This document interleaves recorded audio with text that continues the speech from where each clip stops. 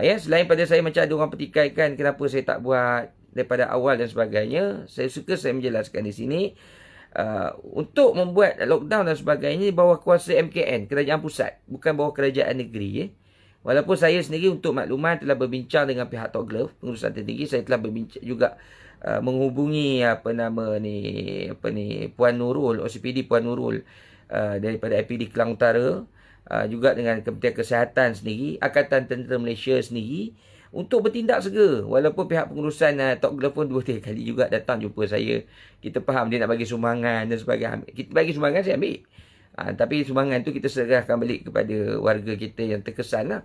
Tetapi soal keselamatan tak ada kompromi. Melonjak. Memang saya tahu ramai yang risau. Tapi saya nak jelaskan sini, tuan-tuan perempuan tak perlu nak risau sangat. Kerana apa? Kerana sebenarnya 2-3 hari sudah memang saya telah dimaklumkan oleh Tuan Haji Zainal, Pegawai Daerah Kelang, tentang operasi swab secara besar-besaran. Jadi bila dah kita buat swab secara besar-besaran ni, sudah pasti akan ada kes yang besar. Mesti akan jumpa kes apa. Sebab ramai yang diperiksa. Bila ramai yang diperiksa, banyaklah kes yang akan dibuat. Ini buat tekanan-tekanan yang telah kita berikan. Kenapa? Kita nak pastikan tak ada orang di Meru ni yang keluar. Maksud saya yang ialah virus ni kita tak tahu siapa yang bawa. Bila dia tak buat swab test, kita tak tahu dia dijangkiti, dan kita bimbang dia akan merayau merata dan sebagainya. Dan kalau kita tahu siapa yang dikenakan jangkitan tu, kita boleh terus kuarantin dia ataupun buat rawatan, bawa di hospital untuk pastikan mereka ni tak bergaul dengan orang yang lain. Sebab tu sebenarnya saya tak terkejut sangat. Dalam beberapa hari yang lepas pun saya dah maklumkan dalam grup WhatsApp, beberapa grup WhatsApp yang ada saya dalam tu, saya maklumkan tentang jangkaan saya dalam sehari dua ni memang kes di kluster teratai ini akan meningkat sebab swab secara besar-besaran telah dilakukan oleh pihak Kementerian Kesihatan.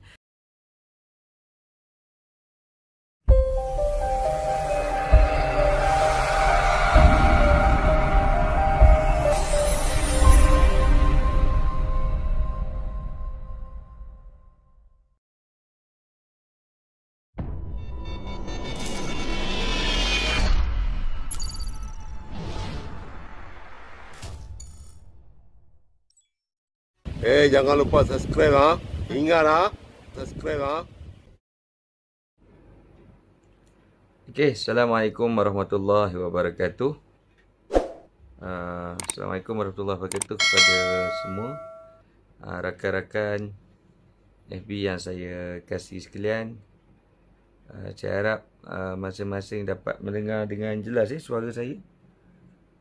Pada malam ni saya cuba untuk mengulas sedikit berkaitan dengan isu COVID di kluster Teratai, yang mana kita sedia maklum pada kluster Teratai ini pada hari ini merekodkan kes tertinggi. Bukan sahaja tertinggi pada hari ini, tetapi merupakan rekod tertinggi dalam negara sepanjang COVID-19 dijalankan. Dan saya suka memaklumkan di sini tentang apa yang telah kita lakukan. Bahawa sebelum ini untuk saya menerangkan dan juga memaklumkan kepada semua daripada hari pertama, apabila kes COVID ini dapat dikesan ataupun mula dikesan di Meru, saya telah menyuarakan kebimbangan saya dan juga telah menyuarakan beberapa cadangan kepada pihak berwajib untuk bertindak dengan lebih agresif. Bermula daripada isu berkaitan dengan isu kluster Jalan Meru, yang mana pada peringkat awal kluster Jalan Meru ni sebenarnya tidak ada kaitan pun dengan Dun Meru, dan saya sendiri telah membuat bantahan apabila kluster Jalan Meru tu digunakan, sedangkan kes itu yang saya tahu ada 3 orang yang telah dijangkiti berada di Bukit Tinggi Kelang. Itu yang pertama. Yang kedua, apabila ada pesakit dalam masa yang sama yang dikesan di berhampiran dengan Jalan Cempaka, tak salah saya, Jalan Cempaka, yang mana pesakit itu baru balik daripada Sabah, yang telah buat pemeriksaan di KLIA dan dia dikuarantinkan di rumah. Dan apabila pihak KKM mengesahkan dia positif, dia telah dibawa ke ke hospital, dan keluarganya juga telah dikuarantin, dan semua alhamdulillah yang lain ahli keluarganya telah didapati negatif dan bebas daripada wabak COVID, termasuk saya dipahamkan pesakit di Jalan Cempaka itu sendiri pun telah sembuh daripada penyakit tersebut. Dan yang terkini berkaitan dengan isu berkaitan dengan kluster jalan teratai ataupun jalan teratai yang hari ini mencipta rekod cukup tinggi, 1067 kes. Untuk makluman daripada hari pertama apabila kes ini mula saya mendapat makluman, dan berkebetulan pada ketika itu sedang berlaku sidang Dewan Rakyat. Dan saya sendiri telah memohon penjelasan daripada kerajaan negeri untuk berkongsi maklumat tentang tindakan-tindakan yang boleh dilakukan untuk memastikan kawalan ataupun tindakan-tindakan yang boleh disegerakan untuk mengawal penularan wabak COVID di Meru. Sebab saya mengetahui dan kita semua mengetahui khususnya di Meru bahawa amat sukar sebenarnya untuk kalau kita tak bendung perkara ni daripada awal, yang akan memastikan wabak ni merebak dengan cepat dan juga tersebar luas. Sebab kita sendiri maklumlah, satu pekerja Tok Glove ni kebanyakannya warga asing, dan mereka duduk di asrama beramai-ramai, dan bekerja pun beramai-ramai. Di rumah pun saya dipahamkan sampai 15 orang sampai 20 orang satu rumah. Jadi perkara ni cukup membimbangkan kita. Dan selepas saya bangkitkan isu tersebut di Dewan, pada petang itu saya terus dihubungi oleh pihak pengurusan Tok Glove untuk berbincang. Dan saya selepas selesai Dewan pada hari tersebut, saya terus mengadakan mesyuarat Zoom, meeting Zoom bersama dengan pengurusan tertinggi Tok Glove. Antaranya Datuk Lee sendiri selaku Managing Director, dan juga yang lain-lain penasihat keselamatan dan sebagainya, Datuk Rahim dan sebagainya. Dan saya memberikan beberapa cadangan supaya pihak Tok Glove boleh mengenakan tindakan segera. Antaranya antara cadangan yang saya utarakan untuk menutup sementara operasi kilang, dan juga mengawal pergerakan pekerja-pekerja Tok Glove ini. Mana saya kalau boleh tak minta dia ni jangan keluar daripada tempat kediaman dia. Kalau dia nak bekerja pun antara tempat kerja dia dengan tempat kediaman dia saja. Jangan merayau-rayau dan sebagainya. Dan pada ketika itu juga saya ada buat perbincangan dengan pihak MBK sendiri berkaitan dengan pasar malam di Jalan Paip, yang sebenarnya kalau ikut di daerah Kelang ni banyak pasar malam yang masih belum buka. Tetapi mengenangkan berkaitan dengan tentang periuk nasi warga kita, khususnya orang Melayu kita yang berniaga, saya mohon untuk peniaga pasar malam tu dibenarkan pada peringkat awal. Tetapi bila dah berlaku COVID ini, dan kita bagi tahu awal tentang penutupan pasar malam ni, walaupun saya tahu ada bantahan daripada peniaga-peniaga yang tidak setuju. Sebab pada ketika tu, untuk makluman tuan-tuan, pekerja-pekerja Tok Glove ni, warga asing ni, baru dapat gaji. Jadi kita bimbang bila dia dah ada kes, dia akan pergi pasar malam dan sebagainya, dia akan membahayakan bukan saja pada pengunjung, tetapi dia juga akan membahayakan kepada para peniaga itu sendiri. Dan sehingga ke hari ini pun masih ada komplain-komplain daripada para peniaga. Saya minta maaf kepada para peniaga, sebab isu keselamatan saya kena utamakan dulu. Dan pihak MPK telah memutuskan untuk menangguhkan sementara pembukaan pasar malam dan juga pasar pagi di Jalan Paip, sehingga kes COVID di Jalan Teratai ini dapat diselesaikan. Dan pagi tadi saya sendiri mendesak sebenarnya untuk diadakan lockdown segera ataupun menutup segera semua operasi kilang Tok Glove.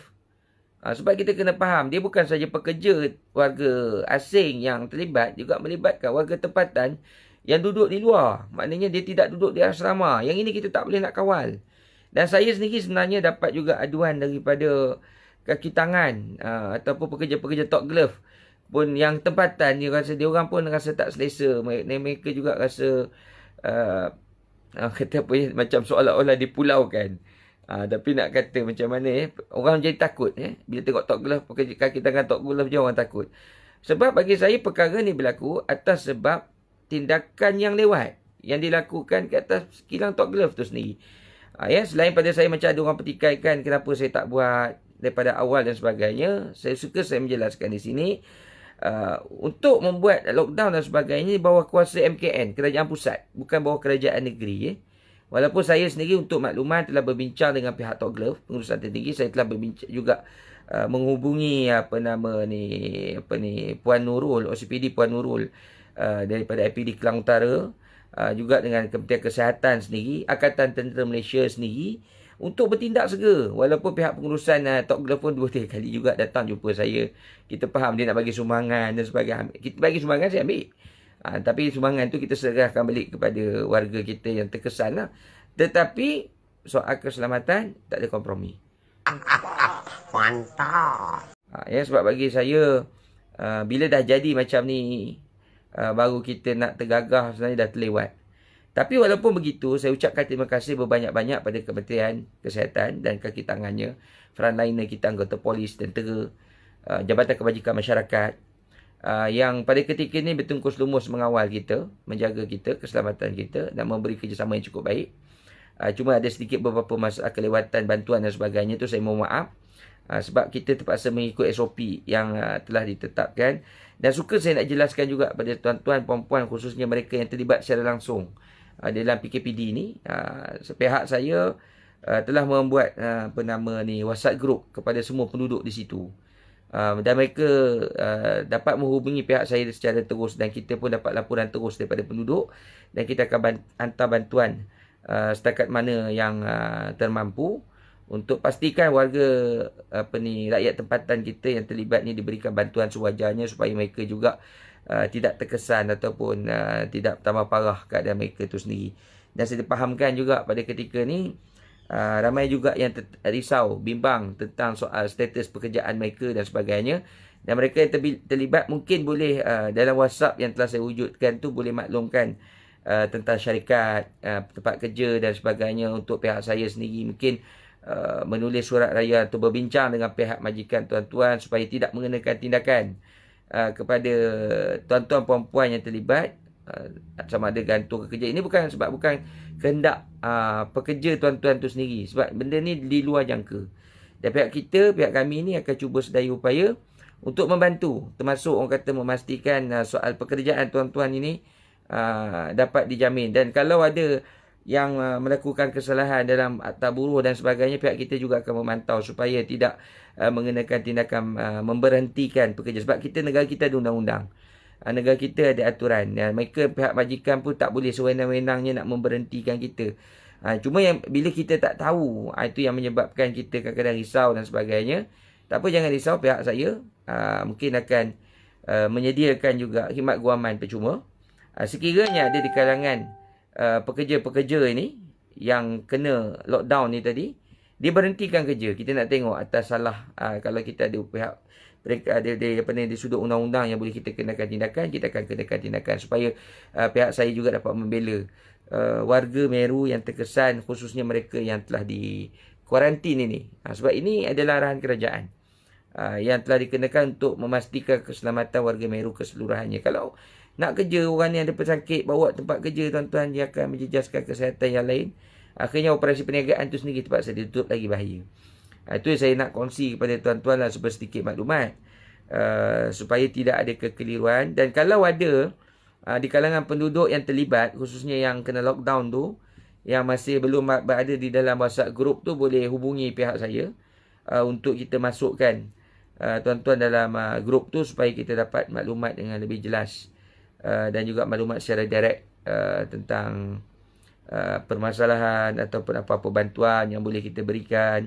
Di sini semua berperanan. Saya pun mengaku saya tidak mampu untuk melakukan semua perkara sekaligus. Dan saya mengalu-alukan juga kalau ada pihak-pihak NGO ataupun badan-badan swasta, syarikat-syarikat swasta yang nak membantu. Cuba setakat ni saya rasa bukan saja di sudut makanan kita nak membantu mereka, tetapi juga macam saya sebut tadi, mungkin tekanan yang mereka terlibat ni hadapi. Mungkin tekanan dengan pihak majikan, dengan tempat mereka bekerja. Mungkin ada kat sini ada lawyer-lawyer yang nak menyumbangkan idea, buah pemikiran ataupun cadangan-cadangan yang boleh kita kongsikan untuk memastikan mereka yang terlibat ini tak diniaya oleh majikan mereka. Okey? Dan kita nak pastikan hak pekerja ini dapat dibela. Itu yang paling penting. Sebab mereka bukan minta pun nak dikenakan PKPD ni. Mereka bukan tak. Dan okay, baru saya teringat satu maklumat yang penting. Kenapa hari ni kes cukup melonjak? Memang saya tahu ramai yang risau. Tapi saya nak jelaskan sini, tuan-tuan perempuan tak perlu nak risau sangat. Kerana apa? Kerana sebenarnya 2-3 hari sudah memang saya telah dimaklumkan oleh Tuan Haji Zainal, Pegawai Daerah Kelang, tentang operasi swab secara besar-besaran. Jadi bila dah kita buat swab secara besar-besaran ni, sudah pasti akan ada kes yang besar. Mesti akan jumpa kes apa. Sebab ramai yang diperiksa. Bila ramai yang diperiksa, banyaklah kes yang akan dibuat. Ini buat tekanan-tekanan yang telah kita berikan. Kenapa? Kita nak pastikan tak ada orang di Meru ni yang keluar. Maksud saya yang ialah virus ni kita tak tahu siapa yang bawa. Bila dia tak buat swab test, kita tak tahu dia dijangkiti. Dan kita bimbang dia akan merayau merata dan sebagainya. Dan kalau kita tahu siapa yang dikenakan jangkitan tu, kita boleh terus kuarantin dia ataupun buat rawatan, bawa di hospital untuk pastikan mereka ni tak bergaul dengan orang yang lain.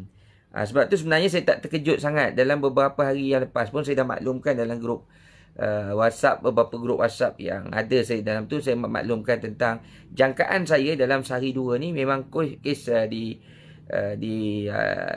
kluster teratai ini akan meningkat sebab swab secara besar-besaran telah dilakukan oleh pihak Kementerian Kesihatan. Namun saya nak bagi tahu pada tuan-tuan, walaupun melibatkan begitu, jangan kita rasa selamat sangat. Pastikan tuan-tuan terus ikut SOP sebab kita tak tahu siapa yang dijangkiti. Dan juga saya mohon kepada warga sekeliling, khususnya di Jalan Teratai itu sendiri, termasuk ini saya dapat laporan masih ada pihak warga asing ni, yang pekerja Top Glove ni yang keluar secara curi-curi ni, ataupun yang buat perniagaan secara haram ni. Saya harap dapat tangkap gambar mereka ni, dapat clear, tak perlu takut, dan serahkan kepada pihak saya supaya saya laporkan kepada pihak polis dan juga kepada pihak Top Glove sendiri supaya mereka dikenakan tindakan. Benda ni penting untuk keselamatan kita juga, tuan-tuan. Saya tak mampu nak kawal tepat 24 jam. Saya tak mampu. Saya ucap terima kasih. Ramai yang hantar gambar, ramai yang hantar video pun ada tentang kelaku perangai warga asing ni yang ada di situ. Dan saya nak ambil kesempatan juga di sini nak bagi tahu kepada tuan-tuan tentang di Jalan Teratai tu, seperti mana yang kita tahu dah jadi macam bandar di Dakar.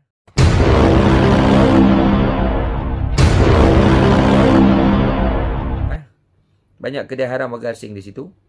Sebenarnya saya nak jelaskan ini sebab saya tak nak isu ni dipolitikkan. Saya telah meminta pihak MPK sendiri untuk berbuat siasatan tentang kedai-kedai yang telah dibina secara haram ataupun tanpa kebenaran merancang. Walaupun di atas tanah persendirian, benda itu adalah salah dan telah menjadi pot peniaga-peniaga asing ni berniaga secara haram.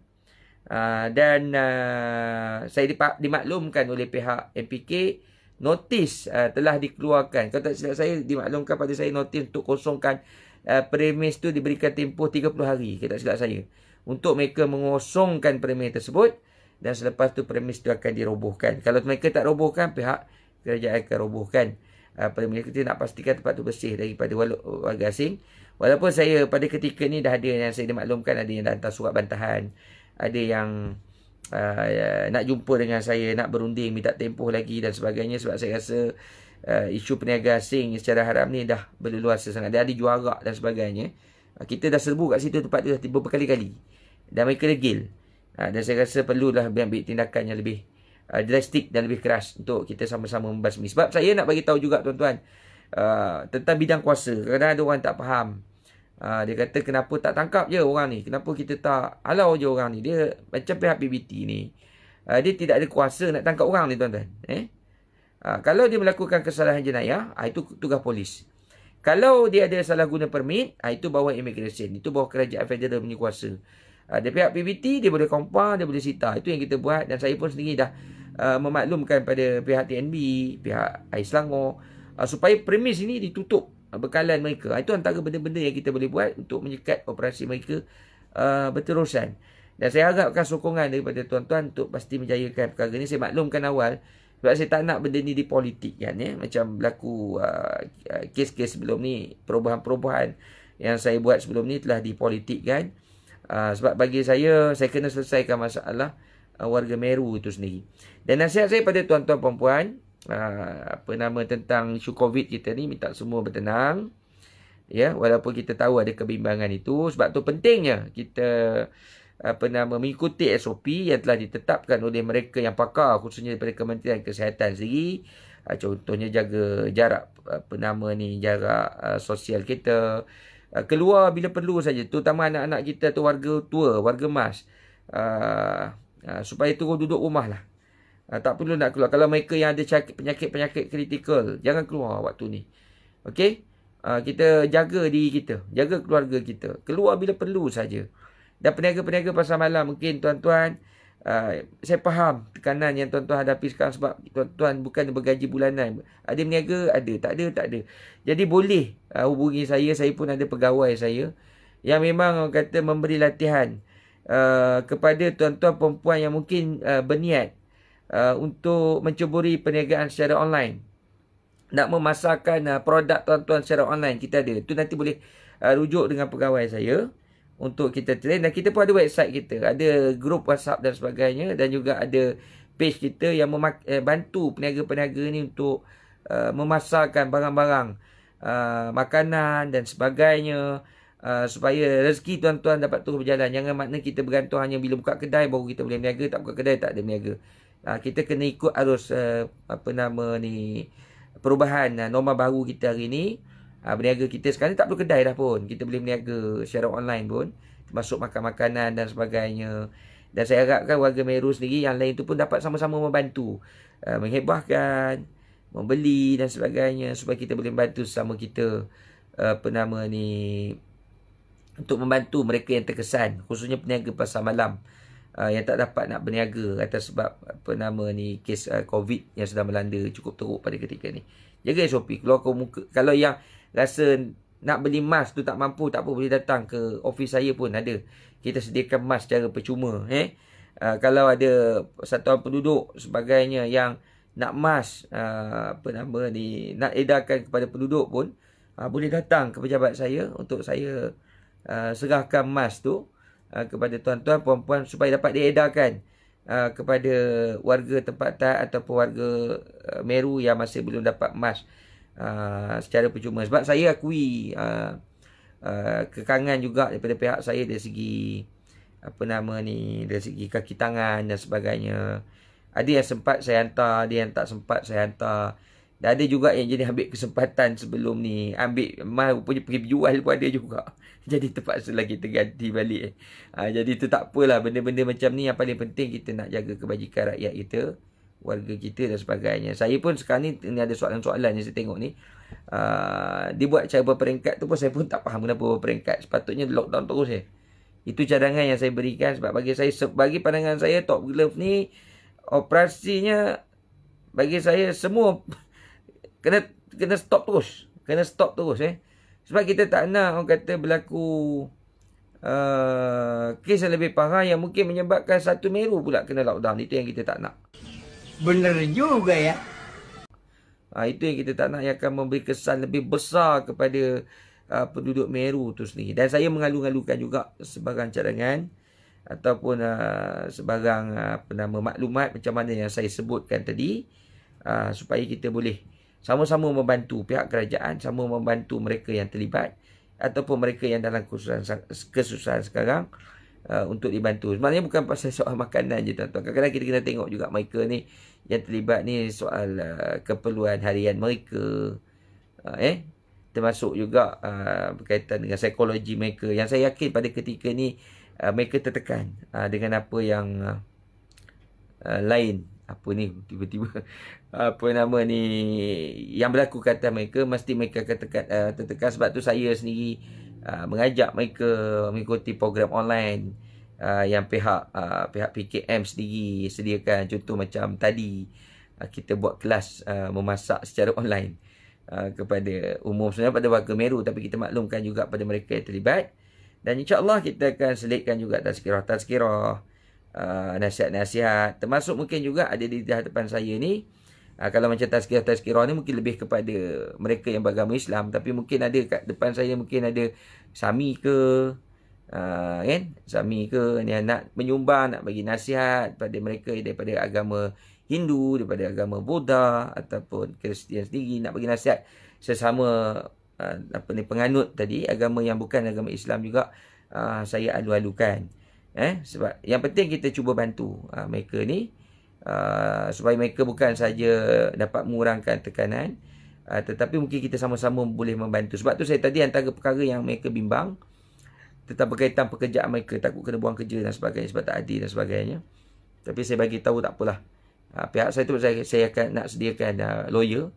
Kalau ada mungkin ada yang mendengar ni pun ada yang di kalangan para lawyer pun, saya harapkan dapat membantu juga untuk kita bantu mereka yang terkesan takut dizalimi oleh pihak majikan. Jadi kita nak bela juga warga Meru yang terkesan atas sebab COVID ni tadi. Kita tak nak ada pihak yang mengambil kesempatan ni. Kalau ada pertanyaan boleh masuk kat komen. Sambil-sambil itu sebab tengok tak boleh settle juga pasal banyak kapal ni tengah naik. Saya tak faham ni Sibah Kumar maksud dia naik apa Sibah Kumar. Saya takut kalau kena PKPD kawasan mungkin kapal hari ni 1,000 kes. Jika tak ada moratorium, tak boleh niaga, macam mana nak bayar kereta rumah. Itulah antara. Sebab tu saya bukan nak kempen politik kat sini.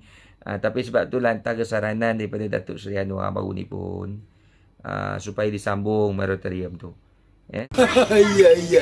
Sebab ramai yang terkesan sekarang. Saya pun mengharapkan pihak kerajaan dapat buat perkara ni. Sebab itu di bawah bidang kuasa pusat, bukan bidang kuasa kita.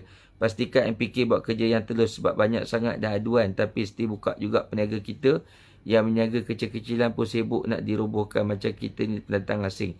Lagi satu lesen orang. Okey, apa ni? Saya tak nampak ni. Seorang.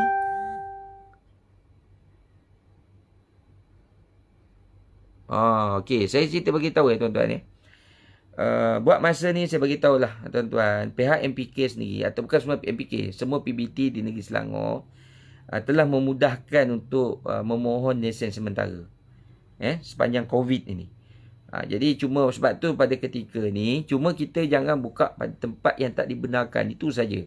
Buat masa ni kalau tuan-tuan tengok peniaga warga tempatan kalau dia buka meniaga di tempat yang tak dibenarkan, pihak MPK akan menasihati untuk ditutup perniagaan. Tetapi bagi warga asing, kita tak akan berkompromi, kita akan terus compound ataupun kita akan sita. Itu maklumat saya nak bagi tahu pada tuan-tuan lah. Dan sebenarnya pihak saya sendiri pun memang telah orang kata memaklumkan juga pada pihak MPK untuk orang kata beri muka lah kepada warga kita yang nak berniaga. Sebab kita faham dalam keadaan sekarang ni semua orang tengah dalam keadaan susah.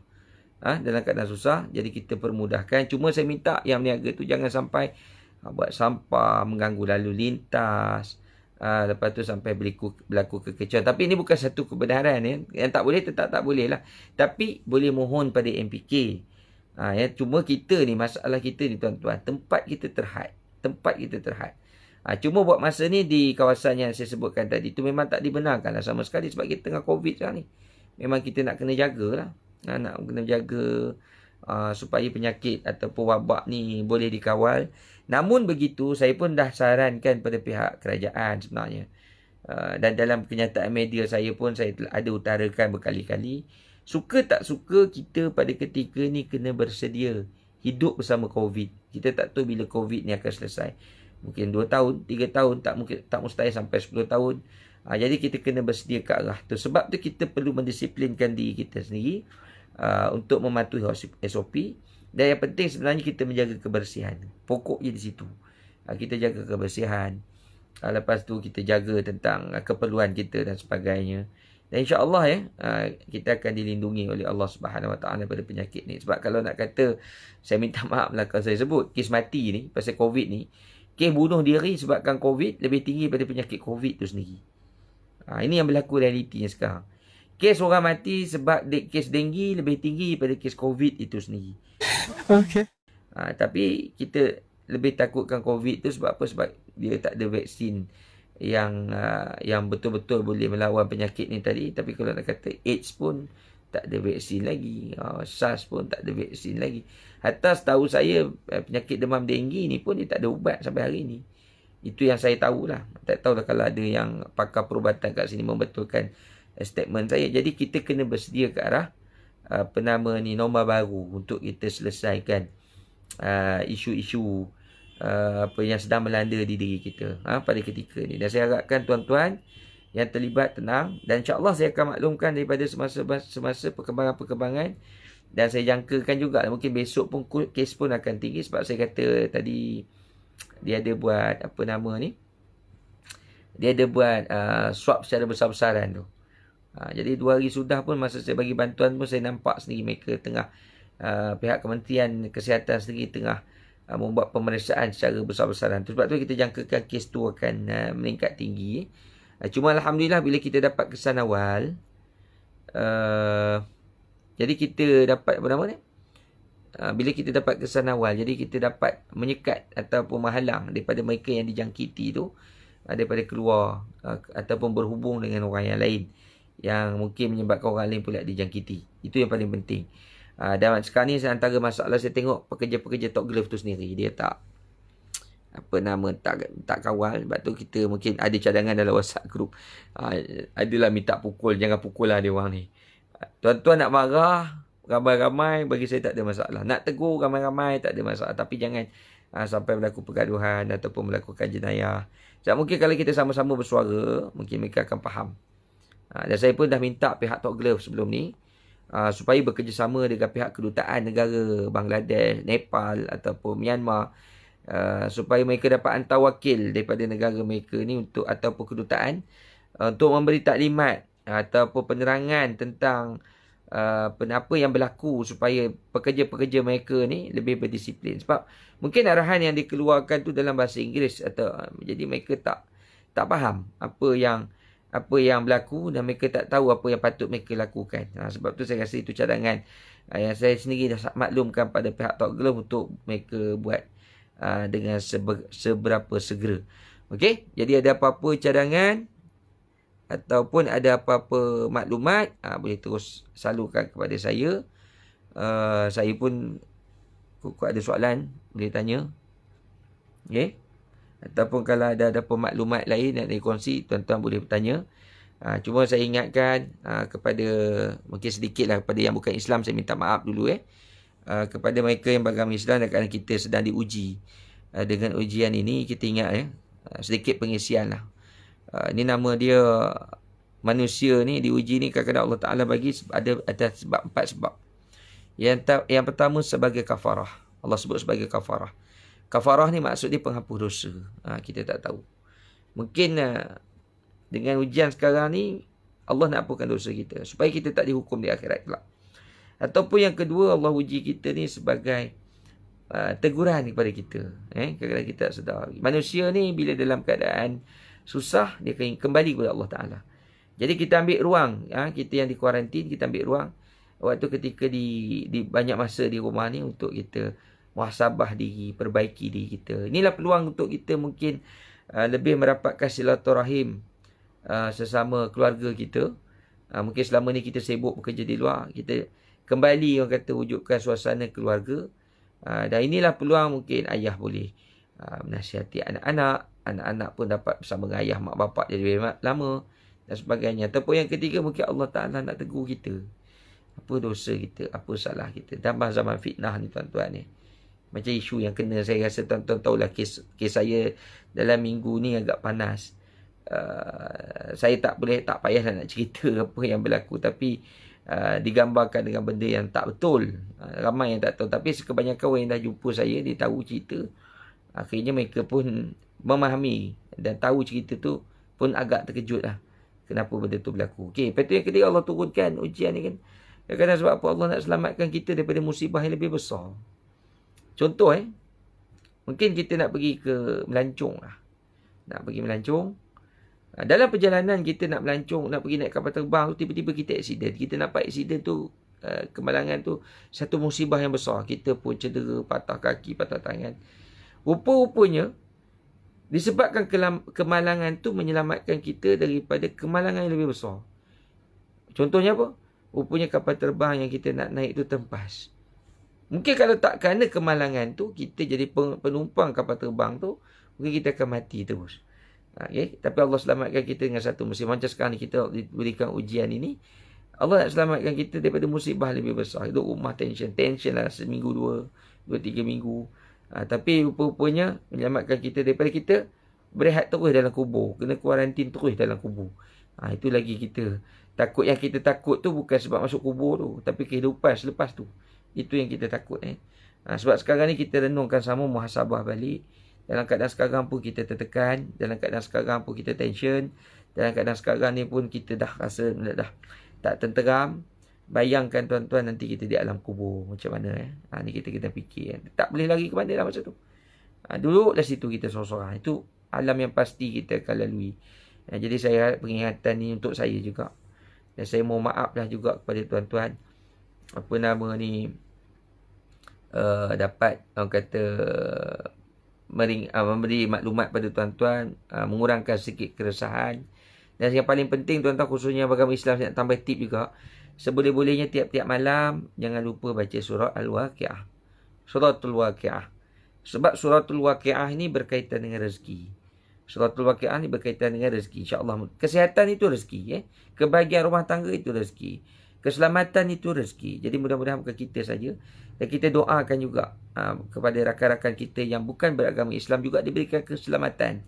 Diberikan juga orang kata ketenangan, kekuatan untuk sama-sama menghadapi ujian yang telah diberikan kepada kita ni semua. Jadi kalau tuan-tuan, perempuan mungkin ada cadangan-cadangan, boleh maklumkan pada saya. Mungkin ada cadangan-cadangan yang tuan-tuan berikan tu mungkin saya tak terfikir. Sebab saya tak sempurna. Kadang-kadang saya tak nampak, kadang orang marah saya, takkan tak tahu, tak nampak. Tolong bagi tahu. Kalau tak bagi tahu saya tak tahu. Kadang orang marah saya. YB ni buta lah. Dah 3 tahun dah orang ni terlantar kat rumah. Tak dapat sebarang bantuan. Dan dalam rumah tuan-tuan mana saya tahu. Takkan saya nak cek rumah orang satu-satu kan. Jadi kenalah maklumkan. Termasuk tuan-tuan yang terlibat tu. Yang kata dalam keadaan sekarang ni. Tengah diuji. Tolong maklum. Tak perlu nak malu benda ni. Sebab saya takut nanti akhirat saya pula nak kena tanggung. Tuan-tuan pula tuntut kat saya. Tak sampaikan bantuan dan sebagainya. Dan saya bagi tahu di sini terang-terang saya bagi tahu. Saya tak nak sembunyi. Sebarang bantuan yang diberi saya tidak melihat kepada latar belakang politik, agama atau bangsa dia. Yang penting dia layak. Daripada mana-mana sekalipun, tak kisahlah daripada parti politik yang tak bersama dengan saya ke. Sebab duit ataupun amanah yang saya pegang ni adalah duit rakyat. Ataupun orang kata yang saya kena salurkan balik kepada rakyat. Dan tolong bantu saya untuk saya bantu tuan-tuan. Tapi saya bagi bukan marah keras lah. Ingatan jugalah. Tolonglah. Ada juga kadang-kadang setengah pihak ni yang sengaja nak menyusahkan saya. Dia tak layak, dia pun minta juga. Rupanya dia saja nak test-test. Rupanya dapat. Sebab kita tahu ramai yang perlu dibantu waktu ketika ni. Dan saya akan bantu kepada mereka yang betul-betul memerlukan. Sebab saya cakap tahu ada yang terputus bekalan makanan. Bukan tak ada. Tolong sampaikan maklumat tu pada saya. Mungkin jiran tuan-tuan. Mungkin orang kata saudara mara tuan-tuan. Tak perlu malu dan maklumat tuan-tuan perempuan saya akan rahsiakan. Yang penting bantuan kita boleh sampaikan pada mereka yang betul-betul layak. Mereka yang benar-benar layak. Dan saya nak wawarkan juga kat sini. Antara untuk memudahkan kami mendapat maklumat dan sebagainya. Untuk mengagihkan bantuan. Supaya macam contoh warga emas. Yang dah 60 tahun ke atas. Yang belum berdaftar lagi skim usia emas. Boleh datang ke pejabat. Boleh mohon pun secara online. Untuk kita dapatkan rekod. Bila ada rekod tu kita boleh bagi bantuan. Kita boleh bagi bantuan. Sebab ada orang kata kenapa nak tengok rekod dulu dan sebagainya. Sebab kita tak nak berlakunya pertindihan bantuan. Salah satunya. Kadang-kadang orang tu seorang tu. Zakat dia dapat. JKM dia dapat. Daripada ahli majlis dia dapat, daripada ketua kampung dia dapat. Sedangkan kita nak bantu orang yang lebih memerlukan, lebih ramai lagi yang perlu kita bantu. Sebab dana kita terhad. Jadi kita akan cuba sama-sama membantu. Sebab tu saya mengalu-alukan. Walaupun kita ada peruntukan, tapi tidaklah peruntukan tu banyak. Tapi juga kita mengalu-alukan daripada pihak kerajaan, pihak swasta, NGO untuk membantu. Termasuk kadang-kadang untuk pengagihan saya perlukan orang kata bantuan tenaga daripada pihak NGO juga untuk sama-sama mengagihkan Itu boleh berdaftar dengan pejabat saya untuk apa-apa sama-sama menyumbang tenaga, masa tuan-tuan.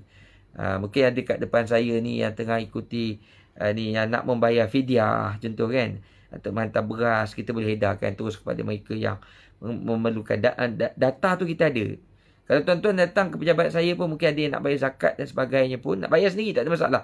Kita data tu kita ada. Jadi kita boleh bagi kepada tuan-tuan untuk salurkan sumbangan-sumbangan ataupun zakat tu terus kepada mereka yang betul-betul memerlukan.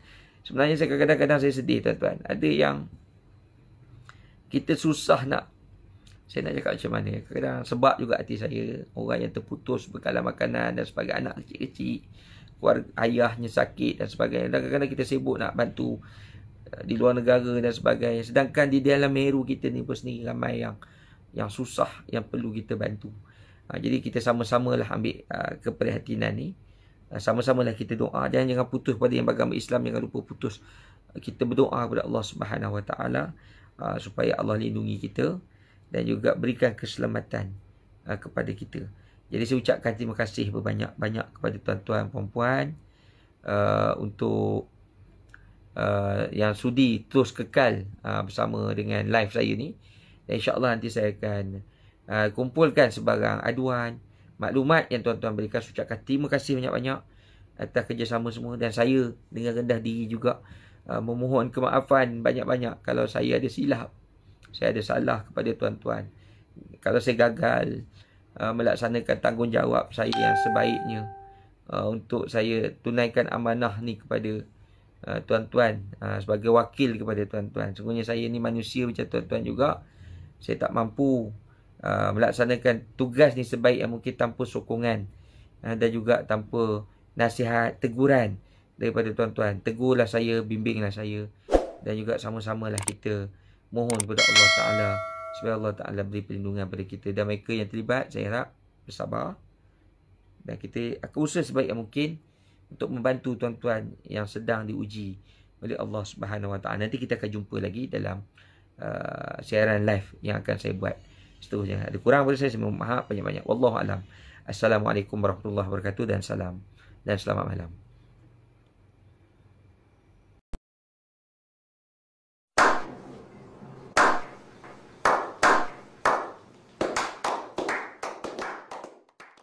Jangan lupa subscribe Ingat subscribe